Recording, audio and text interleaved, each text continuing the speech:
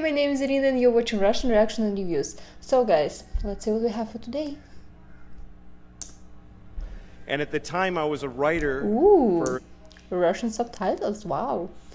The Conan O'Brien show, and I had written there for 2 years and I was burnt out and I didn't want to do it anymore.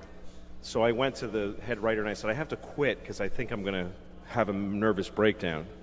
And he said, take 2 weeks off and we'll pay you for the 2 weeks. And I said, okay, I'll do that. This is such a good boss. So I had nowhere to go and I thought, maybe I'll go to Russia. Oh. I really don't know why. I can't really explain any decisions I made then. Oh. Because I have children now, so you don't have to search when you have children. You're not like, oh, what could I do to enhance my life? You're just sort of compelled to do whatever comes at you at a certain age in life. But I was in my 20s, I had no wife, nothing, I had no girlfriend even. I just was this guy and I had money from a TV job, and so I just said, I'm going to go to Russia, because when I was a kid, I used to read Russian novels, and I loved them, and I would open all the windows so I would be cold, and I wanted to be cold like they were. This is so, like, excited. Wow, that's good. Wow. So I just decided I'm going to go, and also somebody told me that the wall had just come down in the Soviet Union, and that Russia was a really crazy place at the time, so I said, I'm going to go there. I speak no Russian. I can't even look at the alphabet. It's all right, no worries about it. And understand what I'm looking at. There's no place more foreign to me than Russia. So I went. I went to Moscow, which is, when you land in Moscow, it's just forest, and there's a city in the middle of just forest. It's terrifying. And as the plane goes down, you're like, no, I didn't want to really do this.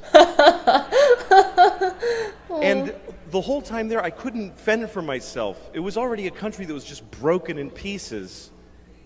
I just want to say, like, for example, I'm living in New Jersey right now, and I know that, like, we have different towns, and next, like, if you want to go to some town, to some city, it's like, you shouldn't go through, like, all forest or wherever. In Russia, each city is, like, really, really far from each other, so.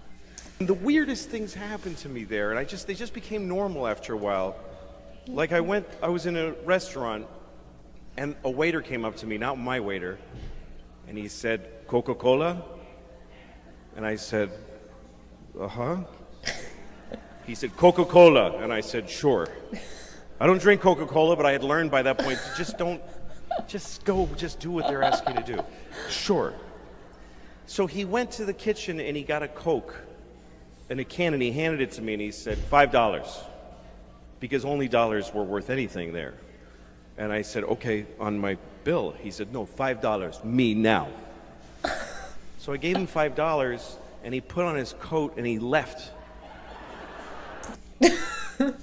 Are you sure it was a waitress? He just sold me a Coke on the side and then quit his job. $5, it's a lot of money.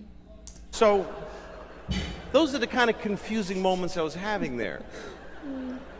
And I couldn't talk to anybody, and I was so lonely. It's difficult. I mean, I was alone, and I just sit in the room and go, okay, that was a really fucked up day. I hated that day.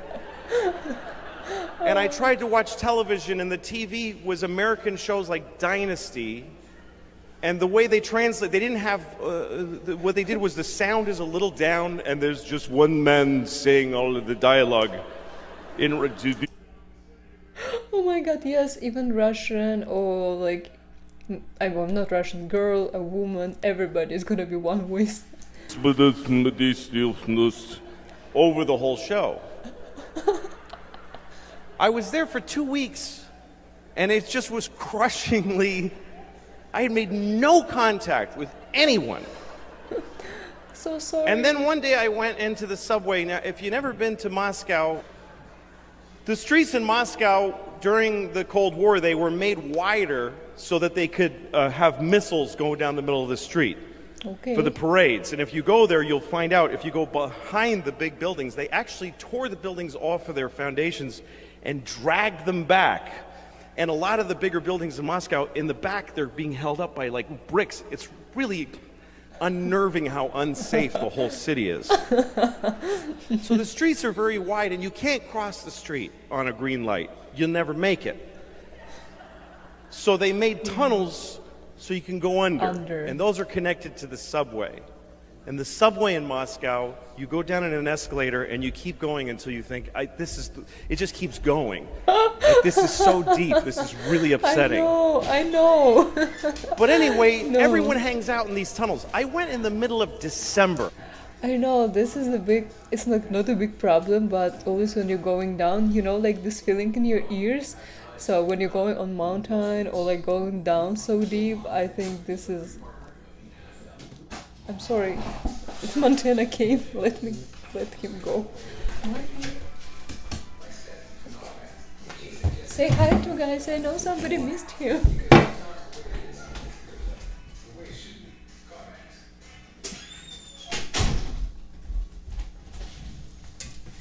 Sorry. Okay, so yeah, I was talking about subway. You're really going down so deep. It's like from 2 or 5 minutes, you're just going down. I went to Russia in the middle of December alone. And I'm standing in the subway and I'm watching a violin player. Yeah. And the one thing about Russia still today, I think, is that no one has any money.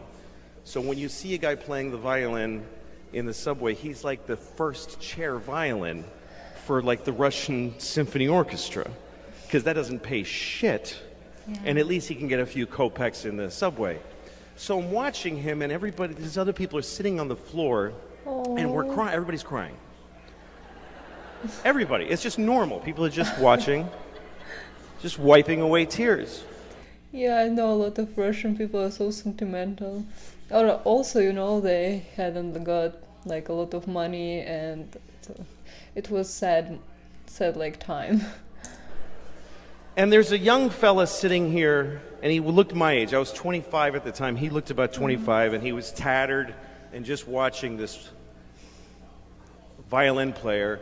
And then this group of kids walked by, about 8 children, ranging from 5 to 10 years old, and their faces were dirty, like, you know, like in Oliver Twist, like they were in a play.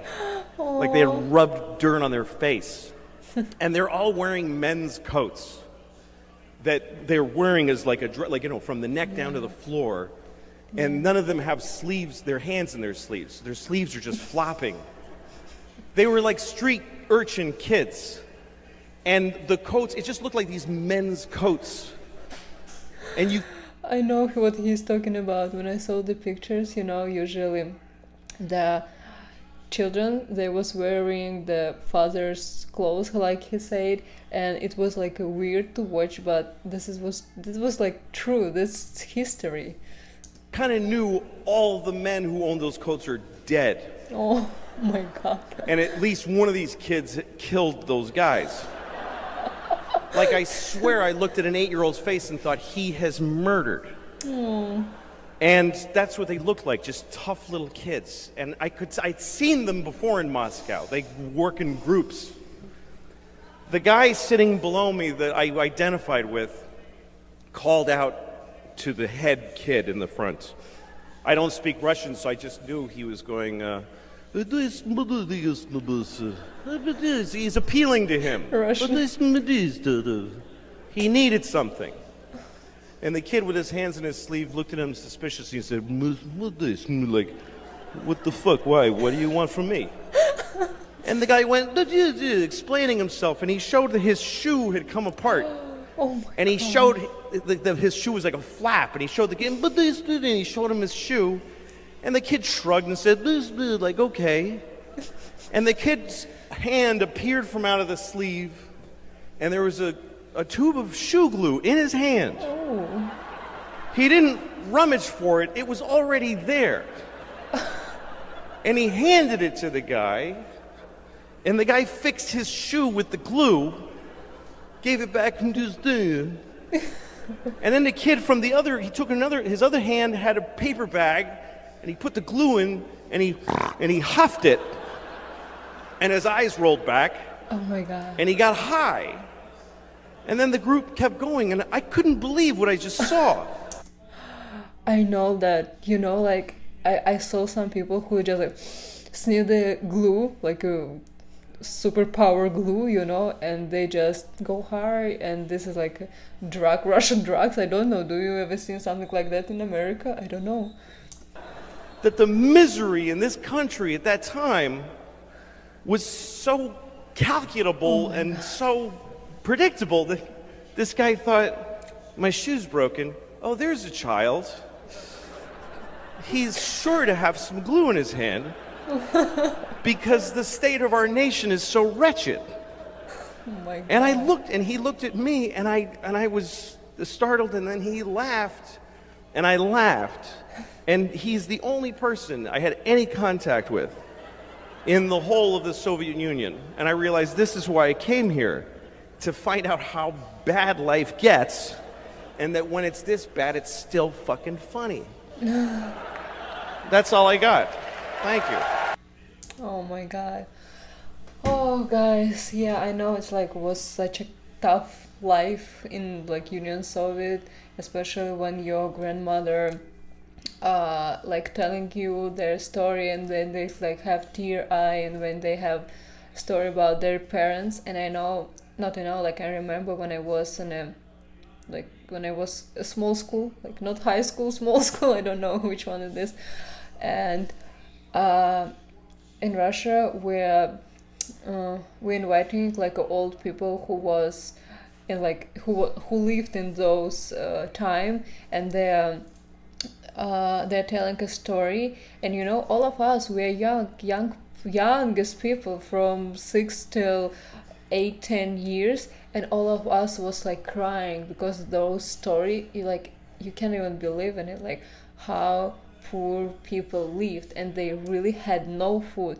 Even they had money in Russia, they just had no food. They had, oh my God, this is so scared. Okay guys, what do you think about it? Oh my God. So thank you so much for watching this video with me.